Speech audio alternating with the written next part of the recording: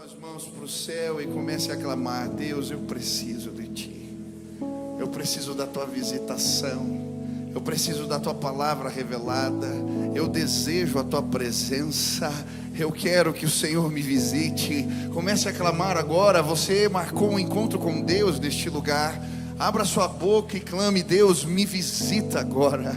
Eu preciso que o Senhor me tome pelas mãos. Eu preciso que o Senhor me leve a lugares novos. Eu preciso, Deus, da Tua direção para a minha vida. Eu preciso de Ti. Pai, nós estamos neste lugar ansiosos pela manifestação da Tua presença. Ansiamos. Existe uma multidão neste lugar, outros lá fora, clamando: Deus, vem sobre nós. E hoje nós clamamos juntos: Santa presença, maravilhosa presença, enche este lugar. Santa presença, maravilhosa presença, enche este lugar. Santa presença, maravilhosa presença de Deus, enche as casas dos meus irmãos, enche as nossas vidas, nos toma hoje com a Tua graça maravilhosa. Vem neste lugar, você pode clamar comigo: Santa presença, maravilhosa presença, enche este lugar, Senhor. Ah, Deus, precisamos de Ti. Pega as suas mãos para o céu e repita assim comigo: Senhor Jesus, eu marquei um encontro contigo esta noite. Senhor Jesus, eu abro meu coração para receber tudo aquilo que o Senhor tem para a minha vida. Fala comigo agora, em nome de Jesus. Amém. Você pode aplaudir ao Senhor. Aleluia. Aleluia. Abraça quem está do seu lado, diga: que bom que você está aqui. Deus vai se revelar a você hoje. Essa é uma noite de bênçãos. Você é uma bênção. Que privilégio podemos cultuar a Deus juntos. Pode sentar no seu lugar. Quem está animado aqui hoje? Eu estou entusiasmado, celebrando o que eu creio que Deus vai fazer nestes dias, já está fazendo entre nós. Alguns anos atrás, eu fui convidado para pregar no Corpo de Bombeiros. E eu lembro bem, estava na época de pandemia, e eles me colocaram num guindaste, sabe aquelas cabines do Corpo de Bombeiros? E para eu não ter contato ali, os bombeiros ficavam na janela e eu preguei daquela cabine. Mas, naquela manhã, eu tinha colocado o celular para despertar, e cedinho ele tocou, e eu desliguei, sabe, pus na soneca para ele tocar um pouco depois. E nesse interim que eu desliguei, eu tive um sonho. Talvez influenciado pelo alarme, eu ouvi uma buzina tocando no meu sonho, e uma voz que me dizia: quando o alarme tocar, eles precisam estar prontos. E de novo, quando o alarme tocar, eles precisam estar prontos. Quando eu cheguei no Corpo de Bombeiros, eu logo perguntei para o coronel Prestes, que me recebeu ali: como é que vocês se preparam quando a buzina toca? E ele começou a me explicar: pastor, nós dormimos fardados. Nós deixamos já a mochila ali do lado do caminhão.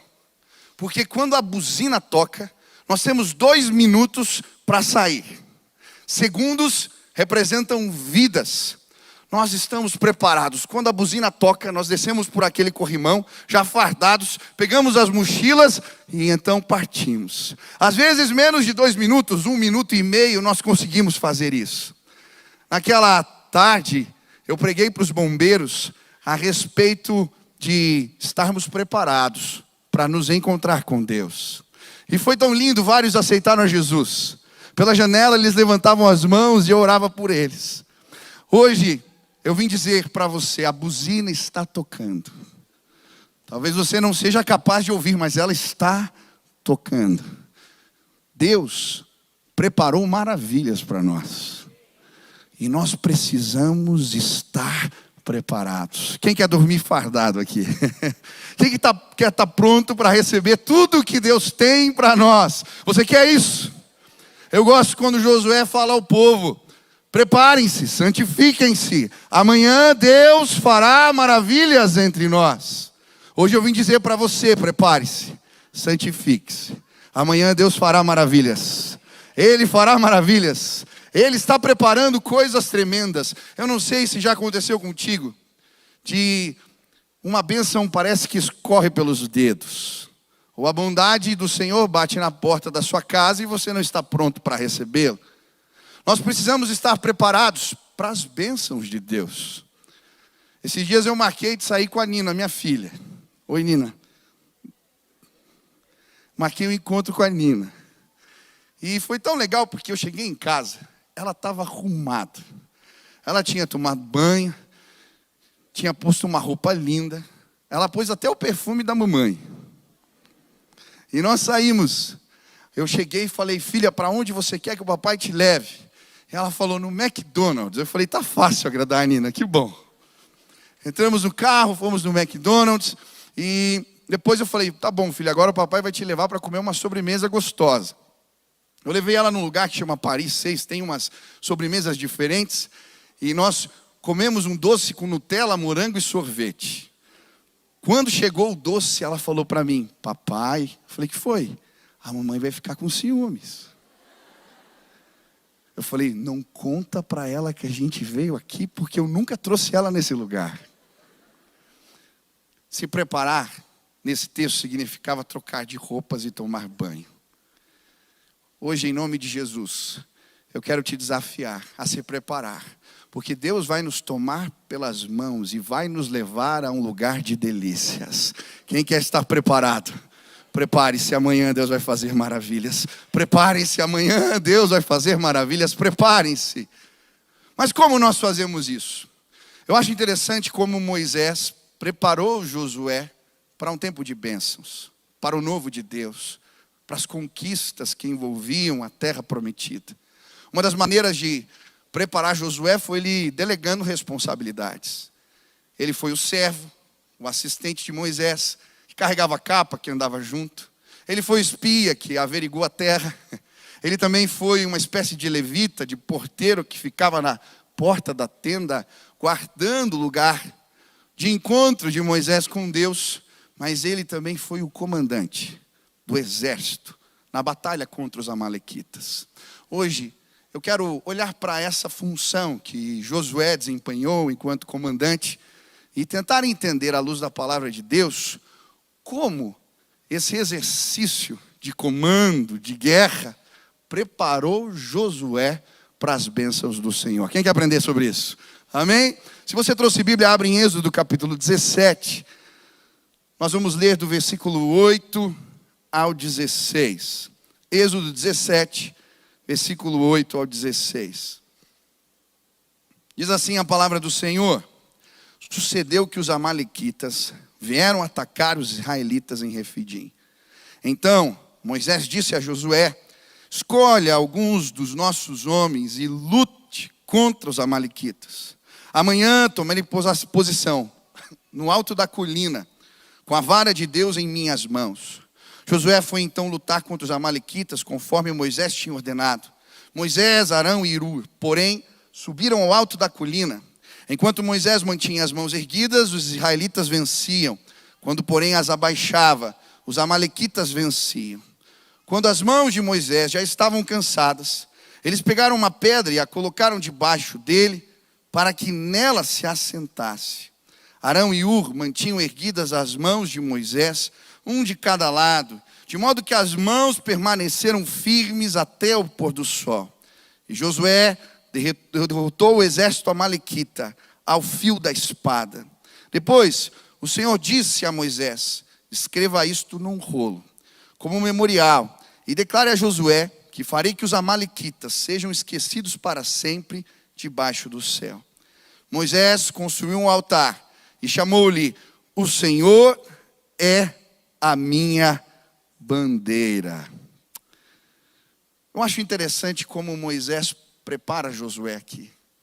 Quando ele estabelece como comandante, ele não ensina táticas de guerra, estratégias militares, ou tampouco a usar mais habilmente a espada ou outras armas de guerra. O que Moisés vai ensinar para Josué é lutar as suas guerras no Espírito. Eu gosto do texto no versículo 9, quando ele manda Josué para a batalha. Ele vai dizer: então Moisés disse a Josué: escolha alguns dos nossos homens e lute contra os amalequitas. Amanhã tomarei posição no alto da colina. Por que Moisés faz questão de dizer isso? Eu vou tomar posição no alto da colina. O que isso quer dizer?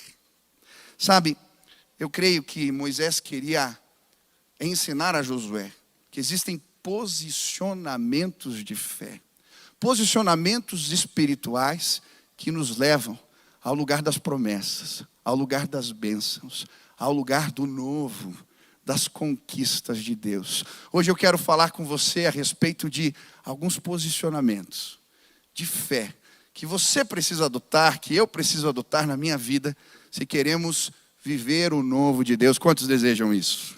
Amém? Primeiro posicionamento de fé: coloque os sinais de Deus em evidência. Coloque os sinais de Deus em evidência. Moisés diz: eu estarei em posição no alto da colina e o bordão de Deus estará nas minhas mãos. Por que ele faz questão de dizer isso? Aquela não era uma varinha mágica, não era um cetro de poder. Por que ele sobe a montanha e faz questão de enfatizar: olha, eu vou estar lá em cima, mas o bordão de Deus vai estar nas minhas mãos. Sabe, aquele bordão, na verdade, representava um sinal de Deus no meio do povo. Foi com aquele bordão que Moisés enfrentou o faraó. Foi com aquele bordão que ele tocou as águas do Nilo e elas se transformaram em sangue. Foi com aquele bordão que ele ergueu os braços sobre o Mar Vermelho e viu o povo atravessar a pé enxuto. Também foi com aquele bordão que ele tocou na rocha, no meio de uma seca, e mananciais de água fluíram da pedra. Aquele bordão, ainda que não fosse mágico, ele era um sinal de que Deus estava fortalecendo o seu povo. Sabe, quando nós estamos procurando o Senhor, mesmo no meio dos embates que a vida nos proporciona, quando olhamos para o alto, procuramos o Senhor, Ele deixa sinais para fortalecer a nossa fé. Os sinais de Deus já chegaram na sua vida de alguma forma? Eu podia contar tantos sinais maravilhosos que fortaleceram a minha fé, mas eu quero contar um sinal que Deus derramou sobre a vida de um amigo. Quem conhece o pastor Paulo Davi aqui? Paulinho está vivendo um tempo de enfrentamento. Ele foi perdendo as suas funções motoras, hoje ele está numa cadeira de rodas. Mas agora, nesse começo de ano, em janeiro, nós fomos para a Convenção Batista Brasileira. E um dia, ele e o meu pai foram para a praia. Não era dia de reunião e eles foram conhecer um lugar. E o Paulinho saiu com aquela cadeira de rodas elétrica e chegou na areia. E ele estava me contando esses dias que veio um rapaz vendendo picolé. E quando ele chega perto do Paulinho, ele para tudo e começa a chorar. E dizer: você é homem de Deus. Você é homem de Deus. Deus vai te curar, Ele vai te levantar dessa cadeira. E aquele homem que era um vendedor de picolé, de alguma maneira se transforma num sinal de Deus. Ele não vende sorvete para ninguém e vai embora.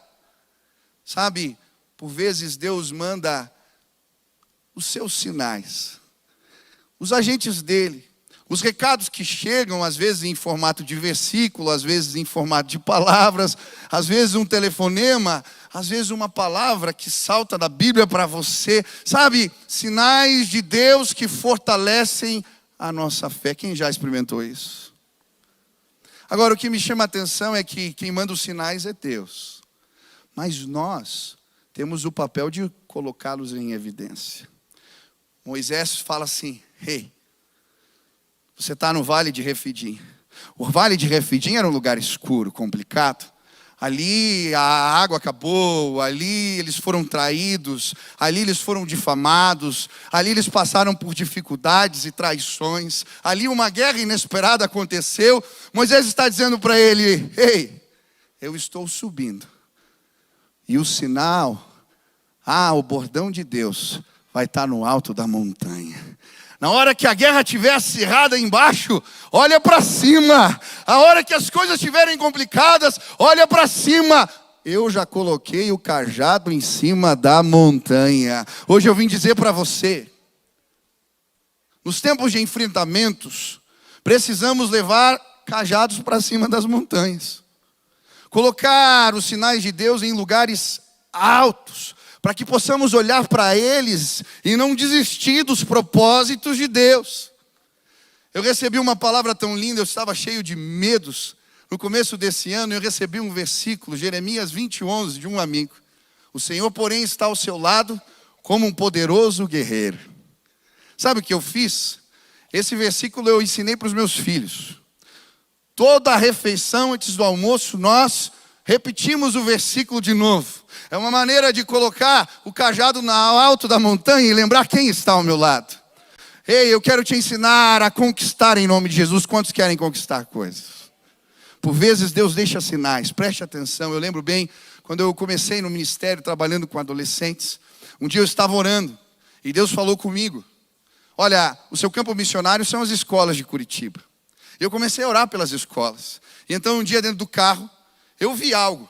Era um ônibus que parava na frente das escolas, eu enchia de adolescentes e trazia-as para a igreja. Eu comecei a orar por um ônibus.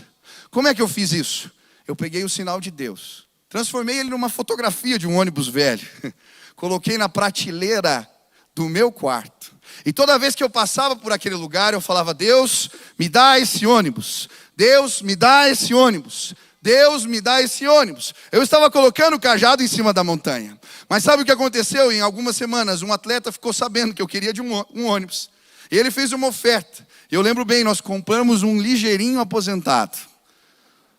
Quem não é de Curitiba, o ligeirinho é aquele que bara no tubo, né? E depois que ele roda tudo que dá, eles aposentam ele. Com o dinheiro deu para comprar um ligeirinho aposentado. Mas eu lembro bem, o dia que eu entrei naquele ônibus, eu chorei. Nós demos uma volta no pátio aqui da igreja e eu chorei porque o que estava na prateleira do meu quarto se transformou em realidade. Eu lembro também do dia que nós fizemos um culto naquele lugar. Chamamos os adolescentes. Os meninos dançaram break, fizeram apresentação de skate, vieram os meninos de fora, se penduravam na grade para ver o que estava acontecendo no colégio. Eu peguei uma cadeira e comecei a falar de um sinal que Deus tinha me dado. Falei de um ônibus que ia para lá e falei de Jesus. Naquele dia, os meninos aceitaram a Jesus, eram tantos, os que estavam na grade colocavam a mão para dentro do colégio e diziam: eu também quero Jesus. E eu ia nas grades dizendo: que Deus te abençoe, que Deus te abençoe, que Deus te abençoe. Em poucas semanas, toda sexta-feira, saía um ônibus lotado, das colégios públicos aqui da cidade, e um monte de adolescente chegava na igreja. Sabe por quê? Eu coloquei o cajado em cima da montanha. Eu tenho tantos cajados. Quando a gente mudou para esse lugar, era muito grande para fazer o culto dos jovens. Eu fui comprar biombos para deixar esse lugar mais intimista. Eu lembro que eu pedi uma amostra para o vendedor, ele me entregou um pedaço de alumínio. E ele perguntou: para que é isso, pastor? E eu falei. Ele falou: pastor, eu te dou a amostra, mas eu não vou vender os biombos para você. Eu falei: por que você não quer ganhar dinheiro? Pastor, acho que está faltando fé para você. Esse lugar vai ficar pequeno. Sabe o que eu fiz? Eu entendi que aquele era um sinal de Deus. Eu peguei a amostra, coloquei a data e coloquei a promessa do Senhor. Está lá até hoje. No meio dos livros, eu pus na estante. E eu passava, Deus vai encher esse lugar de jovens. Olhe para o lado o que Deus está fazendo. Em poucas semanas já não dava mais. Hoje tem gente na galeria, tem gente na capela, no ginásio. Deus é tremendo. Eu gosto de colocar cajados em cima das montanhas. Esses dias eu dei para o meu pai um presente. Eu coloquei lá no quarto, na casa dele, a foto do culto que nós fizemos na Arena da Baixada. Eu tenho no meu gabinete também. Sabe por quê? Quando nós fomos para a Baixada, era para fazer um culto numa tenda para 6.000 jovens. O rapaz que estava me levando para o tour falou, pastor, você não quer conhecer o campo de futebol? Aqui eu torço para o Atlético Paranaense.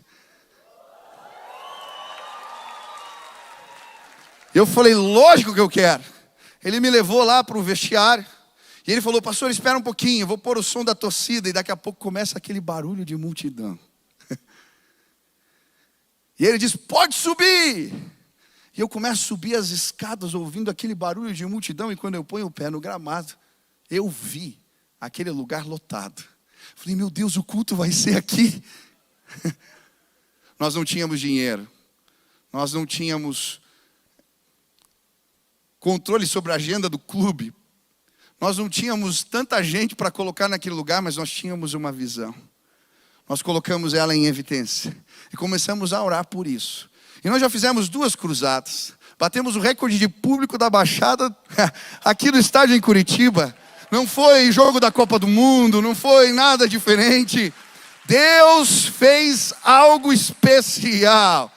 Coloque cajados em cima das montanhas. Eu quero colocar mais 2 cajados aqui. Visões que Deus deu nesse tempo. Eu falei aqui que a minha mãe tinha um sonho de ter uma torre de oração, lembra? Que a gente ia orar lá pela cidade, mas não dá para construir aqui. E na reunião de pastores, Deus nos deu uma visão. A torre da Telepar vai ser a nossa torre de oração.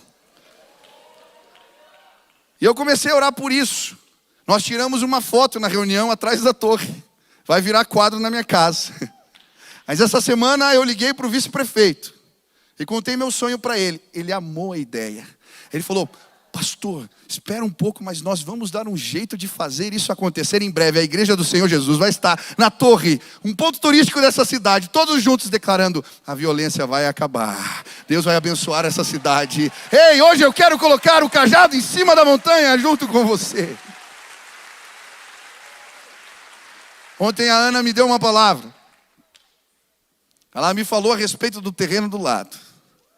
Ela disse para mim que sentiu no coração que Deus quer nos dar esse lugar. Quem é da igreja há muito tempo sabe quanto nós oramos. Era um bingo ali para que aquele lugar fosse nosso. Quando ela me disse isso, eu lembrei. Eu creio. E ela deu uma palavra tão específica. Eu vou fazer mais um quadro para colocar lá no meu quarto. Deus falou com você também ontem sobre isso? Falou contigo também sobre isso? Também com você sobre isso? Você também lá atrás, meu Deus! Aleluia! Eu vou, você também, meu irmão? Aleluia, nós vamos colocar, você também? À tarde, Deus falou contigo. Amém. Nós vamos colocar então esse quadro lá na parede de casa. Se quiser, coloca na sua também. E nós vamos começar a orar em nome de Jesus. Se Deus quiser fazer, quem pode o impedir? Custa 90, 100 milhões, não importa, para Deus não é nada. Quantos creem no poder de Deus aqui? Ei, hoje eu quero te convidar a colocar cajados em cima das montanhas. Deus manda os sinais. Quem leva para cima, para o alto, somos nós. Põe um quadro da sua família restaurada. Põe um quadro. Eu não sei quais são os sinais que Ele já te deu. Coloque eles em evidência. E Deus vai fazer maravilhas entre nós. Aleluia. Segunda postura ou posicionamento de fé que precisamos ter se queremos alcançar as conquistas em Deus. Ocupe o lugar da intercessão. ocupe o lugar da intercessão.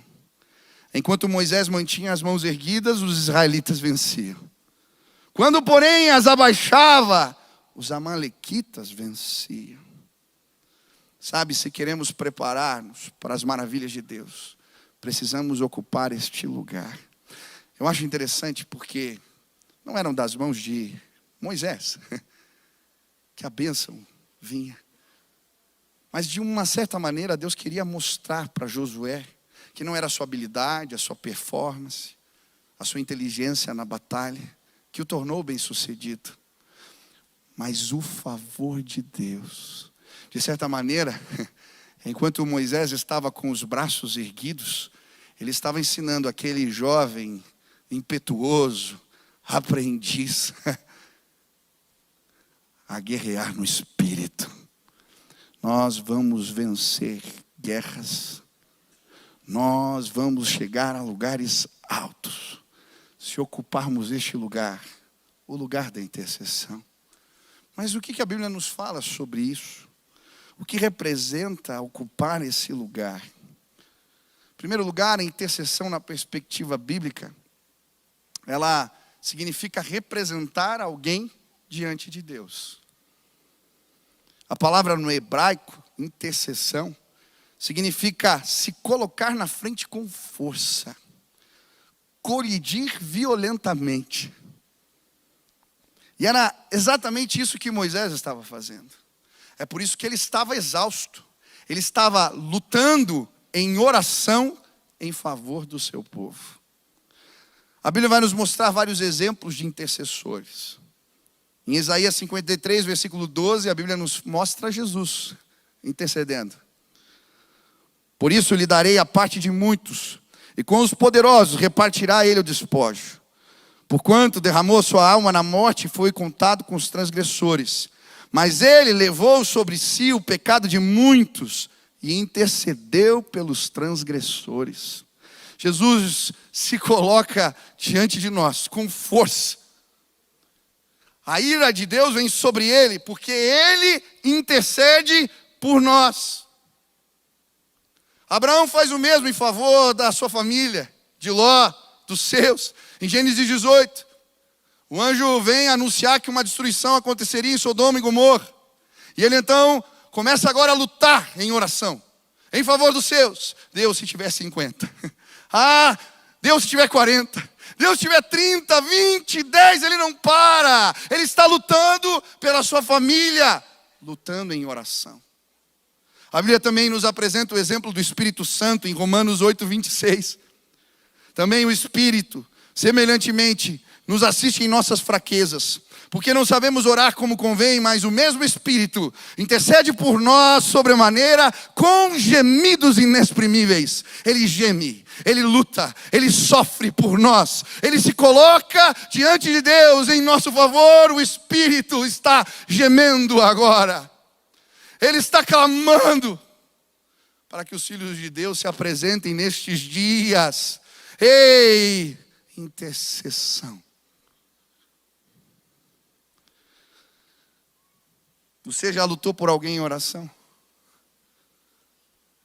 Talvez você já orou, mas não lutou. Não se colocou violentamente, com força, de forma intencional, em favor de alguém. Quando ocuparmos este lugar, veremos coisas espantosas acontecerem. Eu lembro, eu era um seminarista, num quarto de acampamento, com um monte de adolescentes que não queriam ouvir a devocional. Eu lembro que eu saí do quarto frustrado e perguntei: Deus, o que eu posso fazer? Eles não querem ouvir.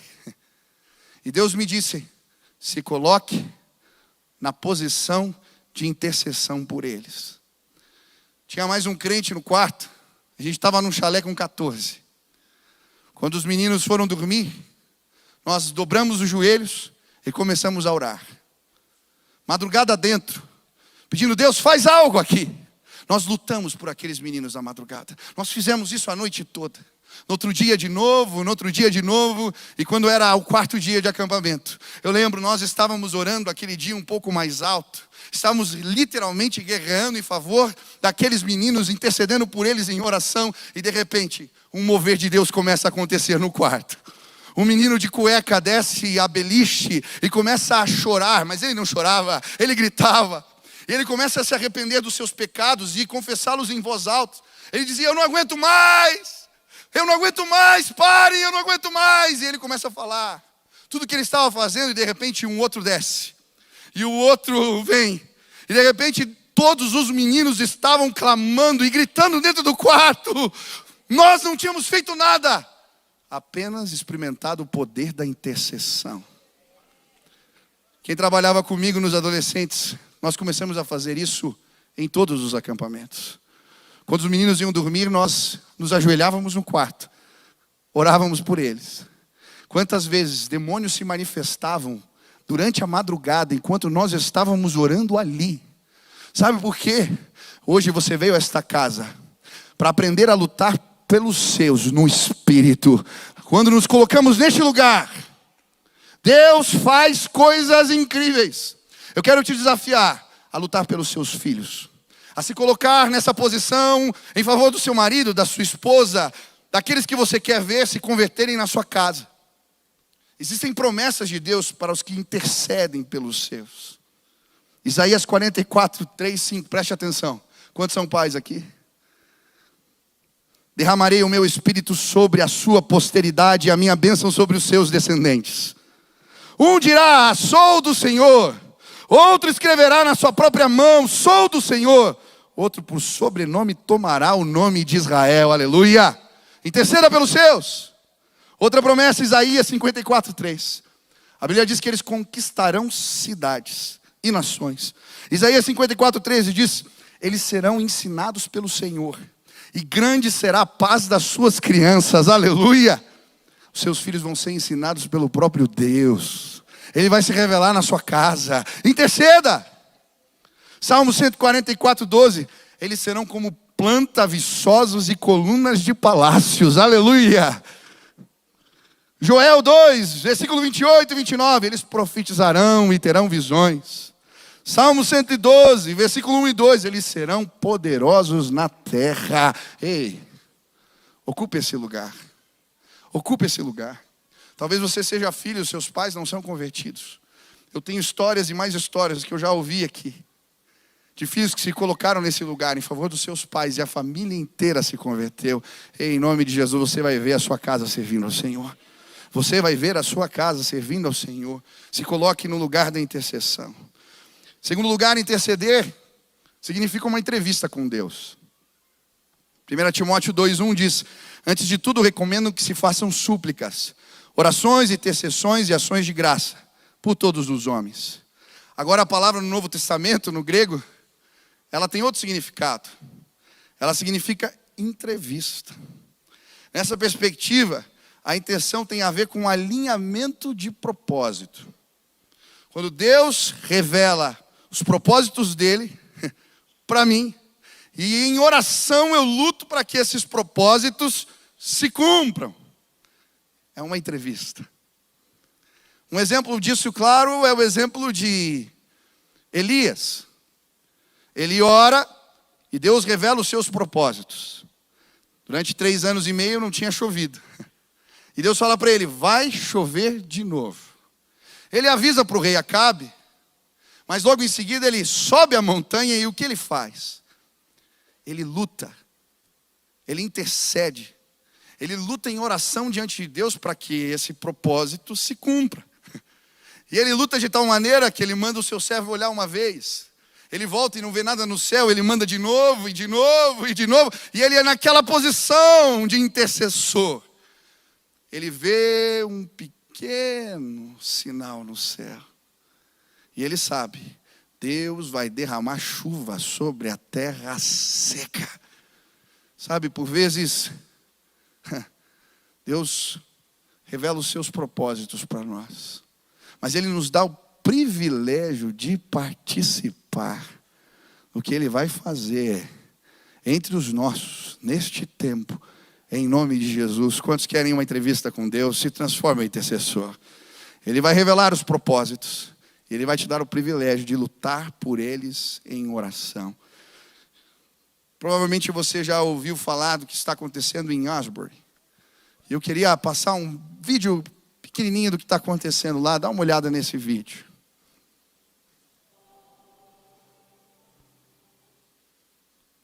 Glória. Aí.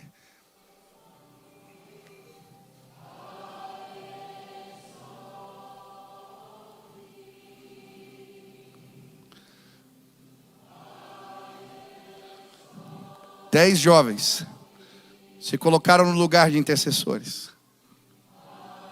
Era para durar uma noite. Já faz mais de 10 dias. As pessoas não param de chegar. Existem filas quilométricas para fora da capela. As pessoas não conseguem entrar, então nas capelas vizinhas estão fazendo cultos também. Você pode ouvir as canções das ruas. Um jovem foi dar um testemunho falando da sua situação como imigrante. E as pessoas, enquanto ele dava o testemunho e falava das dificuldades e de como Deus estava intervindo, elas jogavam dinheiro para ajudar aquele jovem. Um mover de liberalidade. Um mover de Deus tremendo aconteceu. Por quê? 10 jovens se colocaram no lugar de intercessão. Enquanto eles estendiam suas mãos, Deus começou a cumprir os seus propósitos sobre a terra.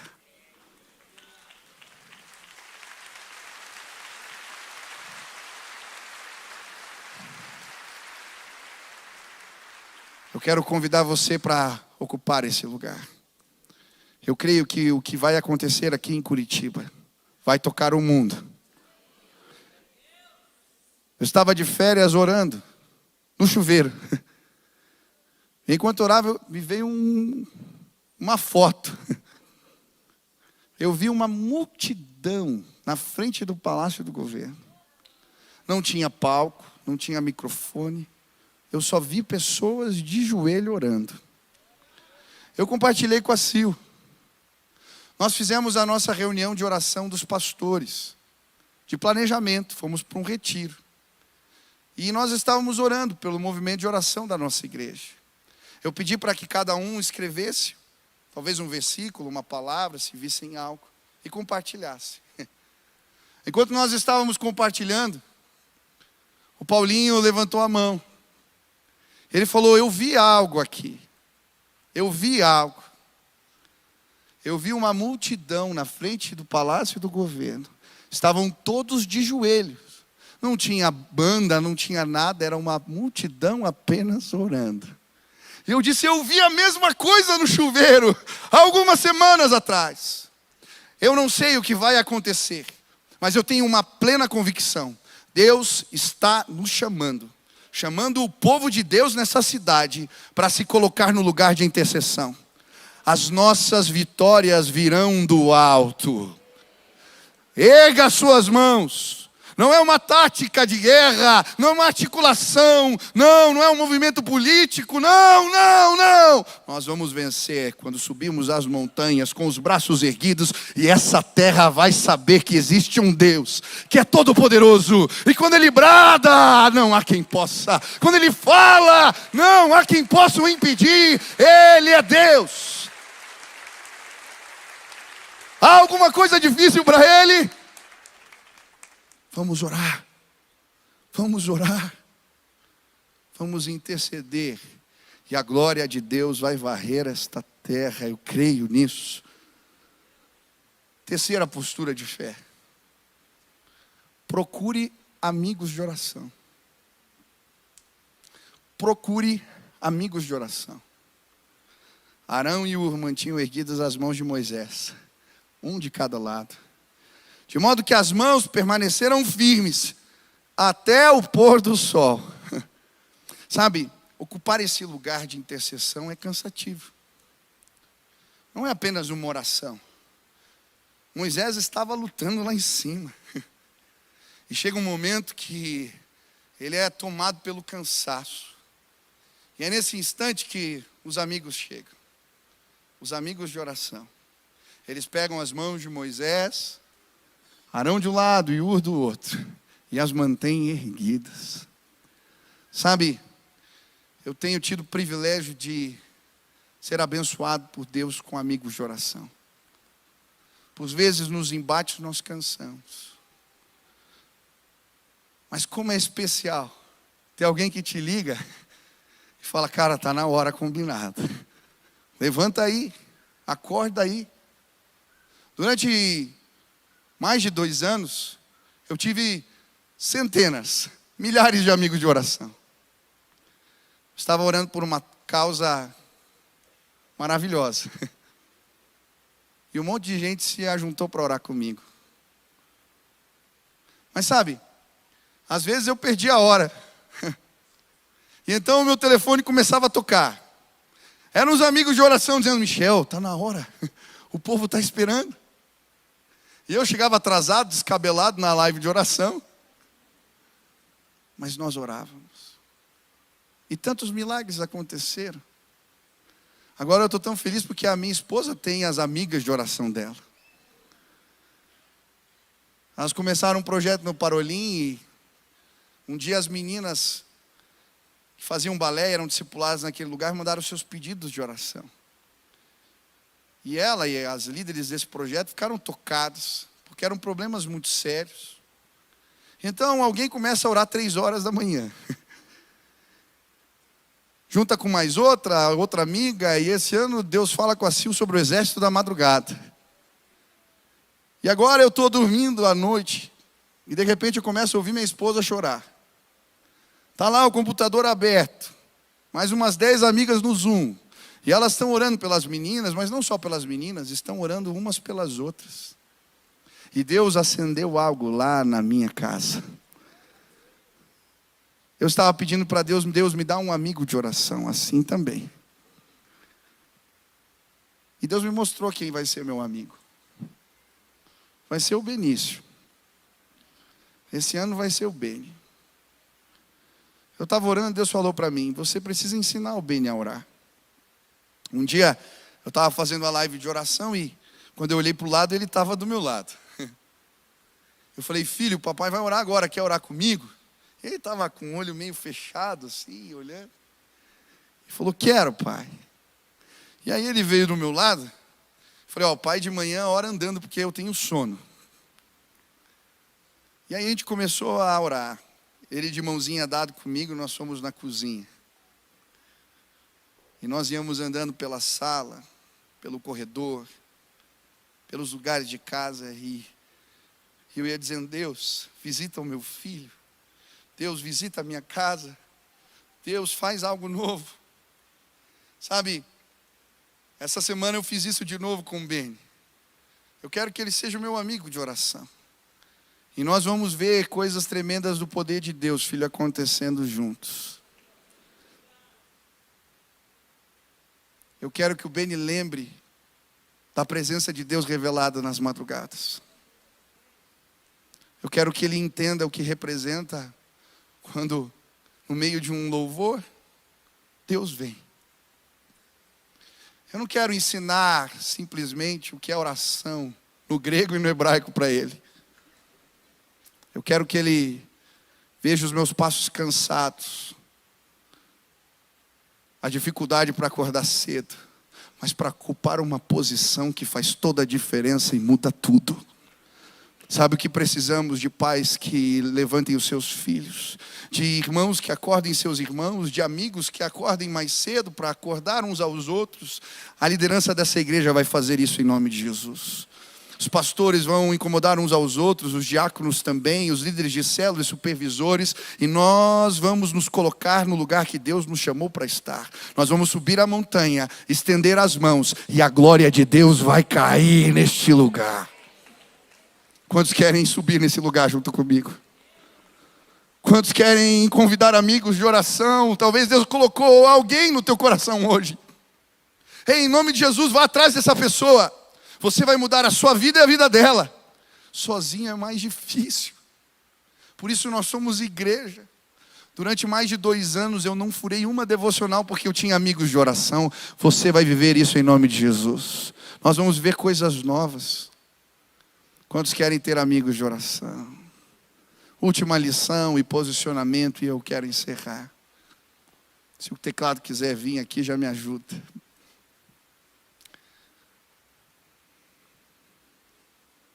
Moisés construiu um altar e chamou-lhe: o Senhor é a minha bandeira. E Moisés construiu um altar e chamou-lhe: o Senhor é a minha bandeira. Quando ocupamos essa posição, Deus nos permite transformar realidades no poder do seu Espírito. A água tinha acabado. Uma confusão se instalou. Eles estavam no vale de Refidim, e Moisés chamou aquele lugar de Meribá, lugar de contendas. Uma guerra acontece no mesmo vale, no mesmo lugar. Uma guerra inesperada acontece no vale de Refidim. Moisés se coloca com os braços erguidos. Seus amigos vêm e o ajudam a se manter nessa posição. E uma vitória inexplicável acontece.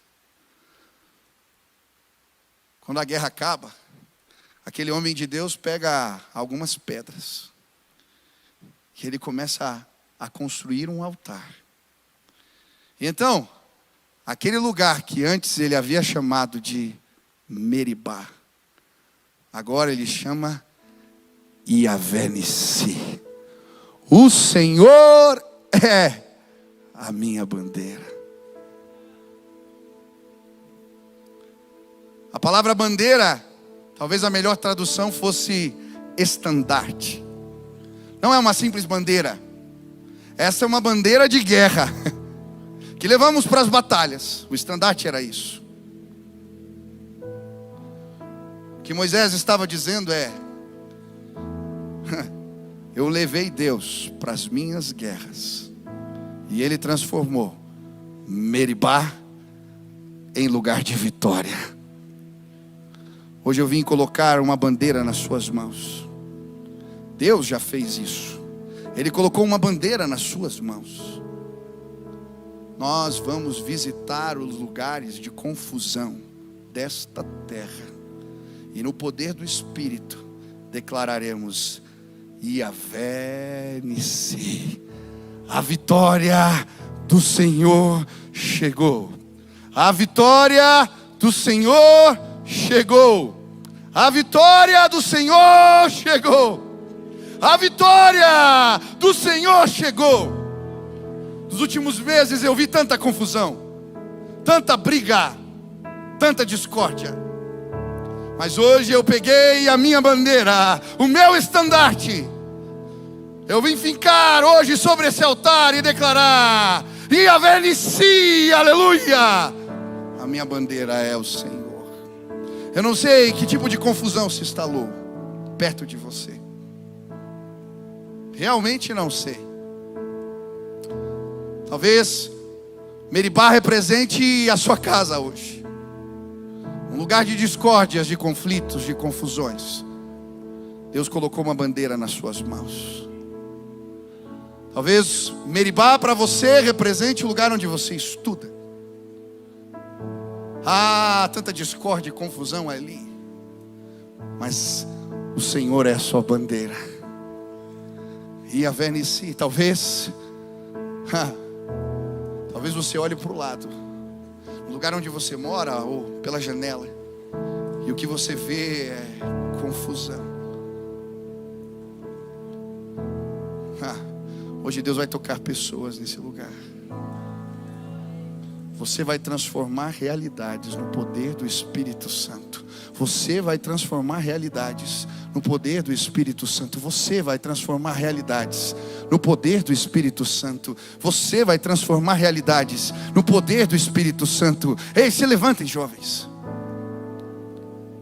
As faculdades são nossas.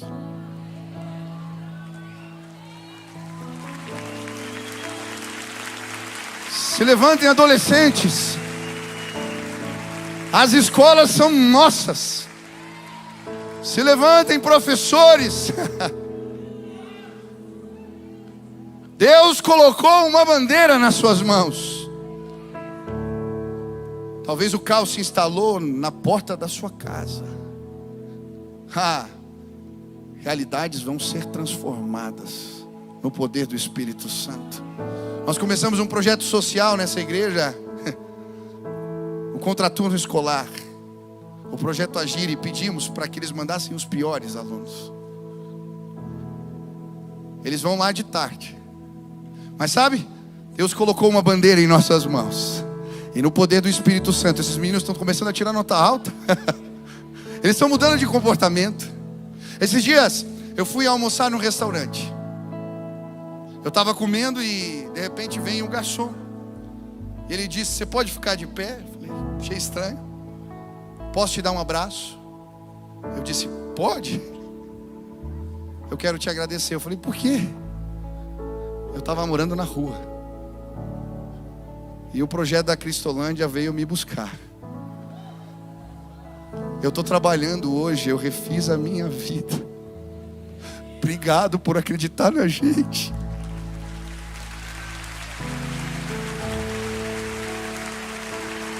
As pessoas podem dizer lá fora: não tem jeito, não tem como. Eu estou colocando outras fotos na parede da minha casa. Eu vou levar o cajado para cima da montanha. Vou me colocar na posição de intercessor. Vou chamar meus amigos de oração. E nós vamos transformar esse país no poder do Espírito Santo. Volte para casa. Leve essa bandeira.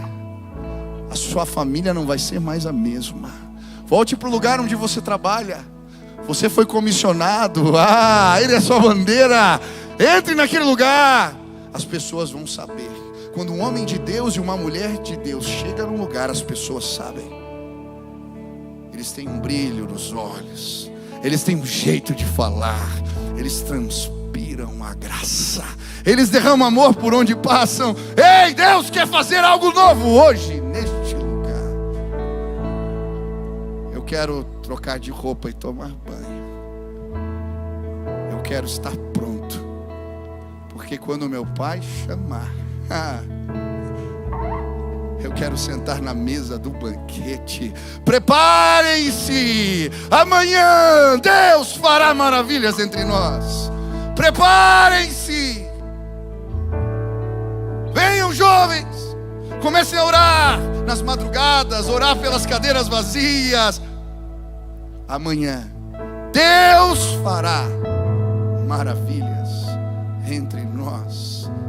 Nós vamos ver Deus transformando as coisas no poder do Espírito Santo. Se hoje você quer se comprometer com Deus, a colocar cajados em cima das montanhas, colocar os sinais em evidência, se posicionar em oração, trazer amigos de oração e transformar, como Moisés fez. Meribá se transformou no altar. Da onde você está, saia do teu lugar agora, vem aqui à frente. Eu quero orar por você e nós vamos levantar um clamor para que o Espírito de Deus seja derramado sobre nós. Venha, venha, se Deus falou contigo, vem agora em nome de Jesus. Pode vir, pede licença e vem para cá agora, enche esse lugar. Nós vamos clamar.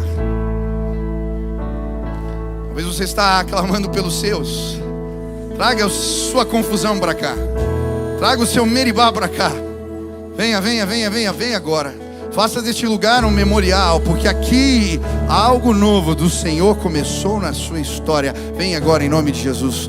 Desça das galerias, venha, venha, venha, se ajoelhe, se coloque na presença e peça que Ele te visite. Venha, venha, venha, venha, venha, venha, venha, venha, em nome de Jesus. Amém, amém. Amém, nós vamos orar. Venha, venha, venha, se Deus falou contigo. Isso. Venha, venha, venha, venha, se Deus falou contigo. Você vai apresentar uma situação específica diante de Deus agora. Quero te desafiar a fazer isso. Fazer isso. É isso. Amém. Em nome de Jesus. Nós vamos orar agora. Onde você está? Se coloque na presença do Senhor. Muitas pessoas vindo da galeria. É isso. Pai querido, nós queremos clamar agora na autoridade do Teu nome, que o Teu Espírito repouse neste lugar. Queremos clamar que hoje uma fogueira seja acesa nesta casa.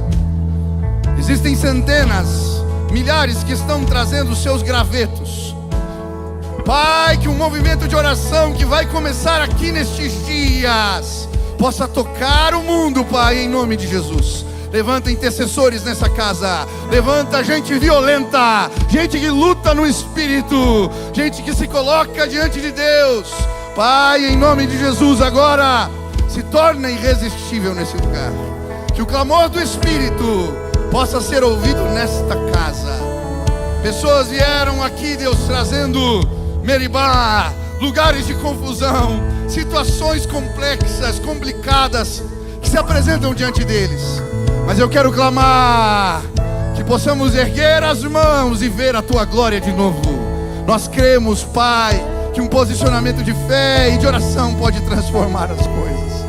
Por isso, que a bandeira de guerra, o estandarte seja colocado na mão dos Teus servos. Que eles possam ir e conquistar em nome de Jesus. Que eles possam ir e conquistar. Que realidades sejam transformadas em torno, em volta dos Teus servos. Agora, Pai, derrama da Tua autoridade, derrama da Tua unção sobre a vida dos Teus filhos. Que haja um despertar no meio do Teu povo. Que haja um despertar no meio da Tua igreja. Faz algo novo hoje aqui. Manifesta a Tua glória. Nós clamamos assim. Revela o Teu poder hoje nesta casa. Vem, Espírito de Deus. Coloca um manto de autoridade sobre os Teus servos. Que eles enxerguem diferente, que eles andem diferente. Que o Teu nome seja exaltado. Hoje aqui nesta casa, derrama da Tua graça e do Teu favor. Em nome de Jesus. Em nome de Jesus. Aonde você está, fique de pé no seu lugar. Nós vamos cantar essa canção e eu quero que você exalte. Exalte, exalte, engrandeça o nome dele.